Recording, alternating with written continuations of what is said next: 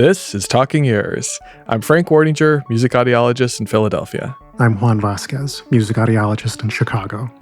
And Juan, we are in the office again today in the office hours, and we want to talk about something that happened as the crow flies 6 months ago when we're recording this office hours, which seems like a long time ago.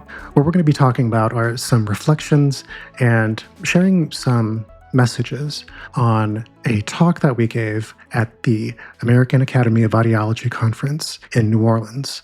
Our talk was basically about music audiology, what it is, and how audiologists and providers, even a couple students who are in the audience, can move forward and incorporate best practices in music audiology for seeing musicians and folks in the industry.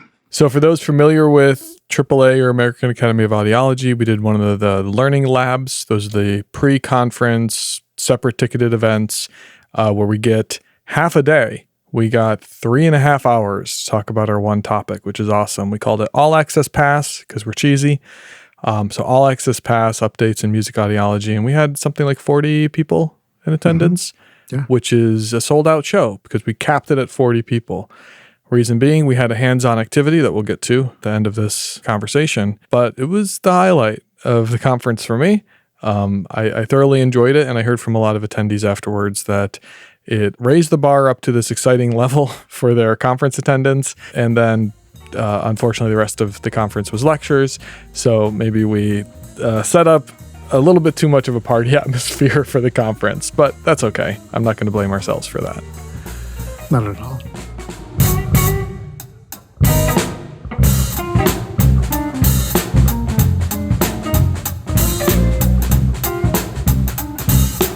I think why we got such a positive reaction from attendees was because of how different it was. It really helped them think differently about how to provide care for musicians using their ears differently than the general population. I think that's basically why we got the reactions that we did. Interesting, because the reason why I think it was different was that we had a live band playing really loud in a conference center. There's that. Of course, what we talked about. So that was, the real fun part.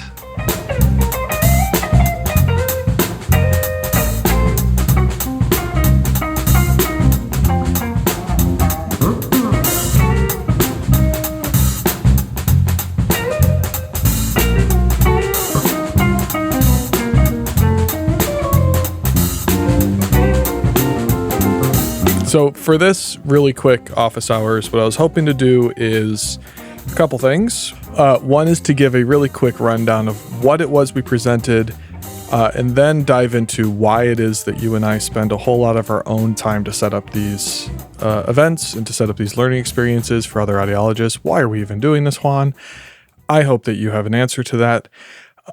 And then at the very closing, I want a little bit of a preview of what we're doing in the future in this domain of, for lack of a better word, we would call continuing education for audiologists. So during this conversation here, we're going to be using music that was actually recorded live during the session. So I'm going to use that as the little break music before we come back to talk about the structure of this episode.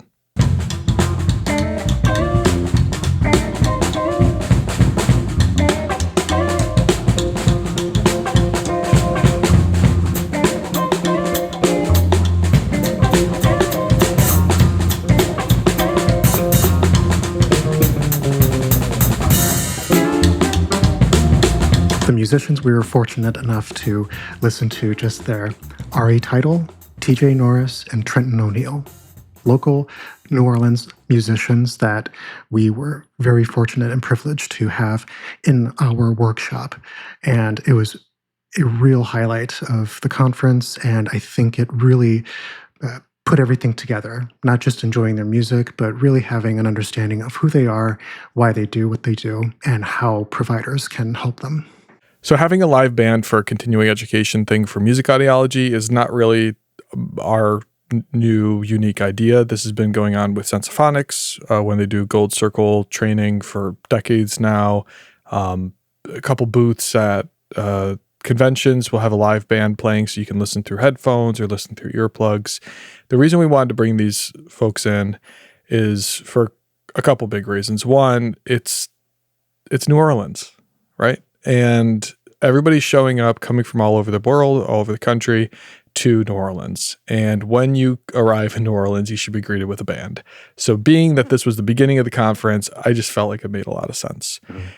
The other reason is because we wanted to talk about this topic of sound and having a sound positive experience and having a sound positive approach. So when you do work with, now I'm speaking to the audiologists who are listening, when you do work with musicians, you're not approaching what they do as some kind of a occupational noise only setting. We have to consider both the exposure risks and also the positive thing that they're doing, which is creating art and making everybody happy and smiley.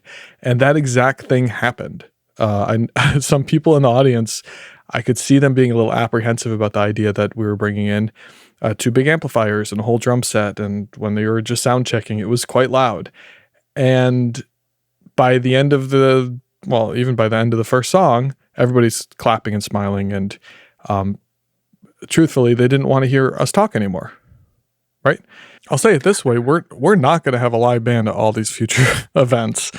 In most cases in a conference center, it just would not work, right? We would be too close to other sessions. We would be distracting. We happened to work it out with the conference ahead of time that they put us at the end of a long hallway so we wouldn't be too loud and distracting. The live music section happened when there was nothing else happening at that time of day in that hallway. So we were, scot-free in that way.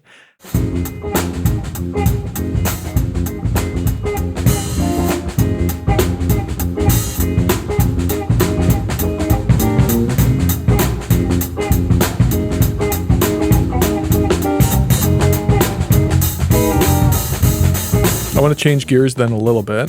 You and I spend a lot of time preparing slides, preparing presentations, and the question pops up in my head whenever I'm working on these things, whenever I'm spending late nights and weekend time that I should be hanging out with my family, working on another PowerPoint to explain exactly what we're talking about. Why do we do this? Why do we spend so much time on continuing education? What is to use a business term, what's the return on investment? What's the purpose of this? Do you have any thoughts about that? I do. And for me, and maybe this resonates with you, we do it because it's something that I wish was available when I was starting out in music and playing in loud garage bands and really just abusing my ears. If I just had even a basic understanding of what loud is and what that can do to our hearing, but no one really told me that that could actually injure my ears. I think you had said it once. It's not just about hearing conservation, it's about art preservation. And I think and continue the education for audiologists is to understand that they are responsible for preservation of the arts. Nice. That's better than my wording. I think my wording was music conservation, which is very cheesy, but art preservation is a good way of looking at it, right? We want to. It's actually future art preservation, isn't it? Yeah. It's preservation.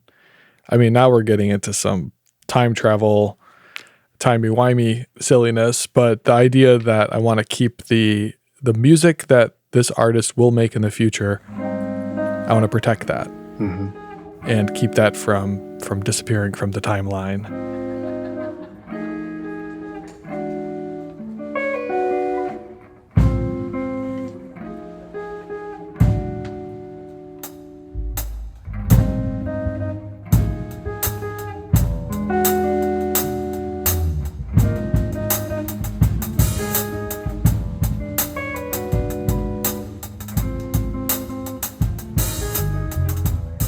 The other purpose for doing audiology continuing education is that we have a lot of subspecialties, right? There's subspecialists who just work in vestibular care, cochlear implants, pediatrics, auditory processing disorders, tinnitus management, hyperacusis.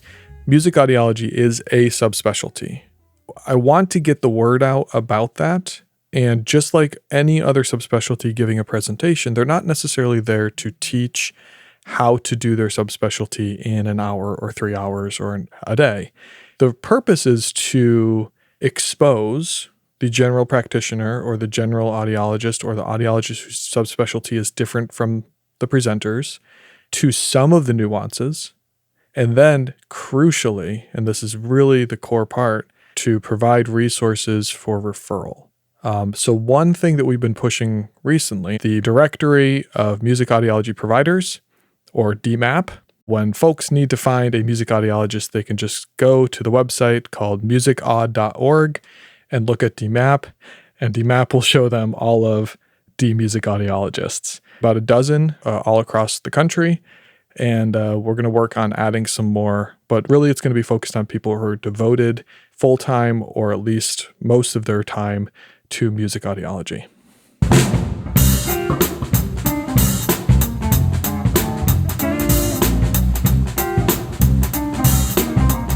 I personally believe in continuing this effort, continuing education for audiologists. We'll continue writing articles, we'll continue giving presentations. We have a couple coming up, right? We're doing the National Hearing Conservation Association, along with Brendan Fitzgerald is joining us for that one. I'm really excited about that one, Juan. Yes, me too.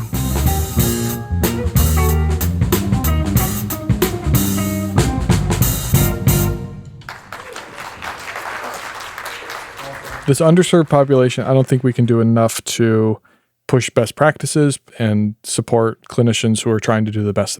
Yeah, making, as Benj Cantors, our friend, keeps saying, making it so that our two dialects come closer and closer together. And we see that we have a similar background, a similar start, audiology and music and audio engineers. And we can learn to speak the same dialect again. We're not so different is the thing. Why we continue to do these continuing education opportunities is to have as much exposure so that there can be more providers to care for musicians. When we work with telehealth now, we work with folks from all over the country or all over the world, really.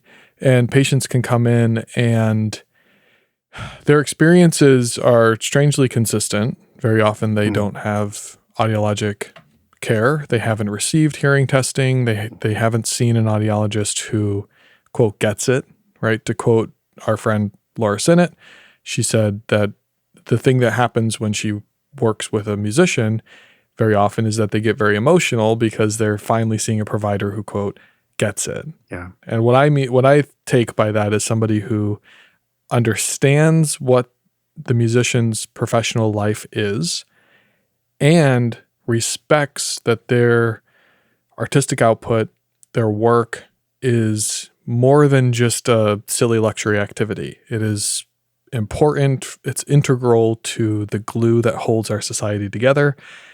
I don't mean that lightly, especially in these times. It's important that we have people who create things that make people smile and create positive things that just are good. That just are good to listen to, good to eat, good to look at, good to watch, because we all need that, right? In times of peace and in times of war, we all need to just boogie sometimes and just chill and feel good, right? By helping every audiologist out there who's not just in, one of the major cities or one of the handful of music audiologists who do this full time, by helping every audiologist out there have that same mindset, in a way, what we're doing is we're making sure that when those musicians who are anywhere in the world go and see an audiologist, they can get that core experience of, oh, audiologists get us.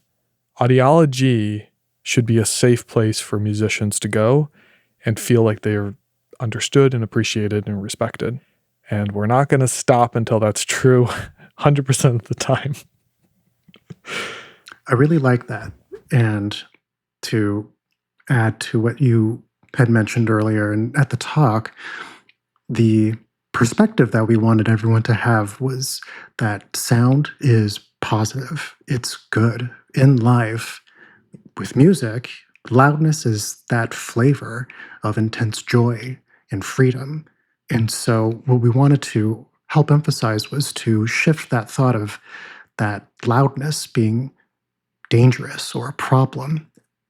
But we wanted to emphasize that there's this profound impact of artistic expression that can continue and can continue safely, promote longevity to careers, and how these providers can support those music makers to help make the world a better place.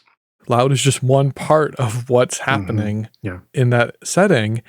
And to be fair, loud is an important part of what's happening there. It's not a byproduct of industry. I mean, loudness markings is just one of the dimensions of how we do music notation, right? We need to have loud available. Otherwise, you don't have all of the different colors of the rainbow to paint with. Yeah. Loud is not the enemy. Right. Yeah. And that's such a weird message to be giving as an audiologist. But as long as we can get people to understand why that is an important message, I think you'll have a lot less audiologists telling drummers that they can't play drums anymore, or guitar players that they just need to turn down their amps or learn to play quietly. And we can start understanding that loud is just part of it. So instead of getting rid of loud, let's learn how to loud safely. Right? I like that. Learn how to loud safely. Right? I think I've heard that before. Yeah. But I don't know. Yeah, it is. It is. Yeah. Learn to loud safely. If you're going to have to loud safely. Right. Learn. I don't know. I'm not good with words. If you're going to loud responsibly, right? Yes. Please loud responsibly. Please loud responsibly. Please loud responsibly. All right. Our first Talking Ears branded shirt. Please loud responsibly. Yeah, that is how we started it, isn't it? Let's celebrate this and let's learn how to support the people who this is their job. Their job is to make us happy. Let's support them.